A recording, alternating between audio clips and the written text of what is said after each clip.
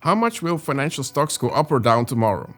If the European Central Bank changes the interest rate, what will be the effect on economic growth? Which products should I recommend to my webshop's customers based on their history? All very different questions, but with one common theme: data. We need to analyze a lot of data to be able to answer these questions. My name is Stephan Smeekes, and I research how to extract complex information from large datasets gathered over time. Underlying a lot of these questions are decisions made by people, maybe all over the world, who are all reacting to each other. But this is very complicated. Extracting the right information from so much data is like finding a needle in a haystack. Moreover, all these questions involve data being gathered over time, which further complicates their analysis.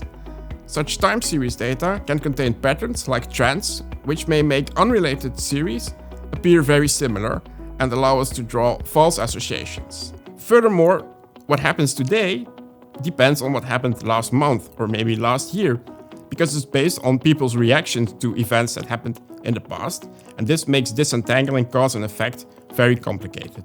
In my research, I developed methods and algorithms for making predictions and for studying cause and effect in large data sets gathered over time. I do this by combining insights from econometrics, statistics, and machine learning.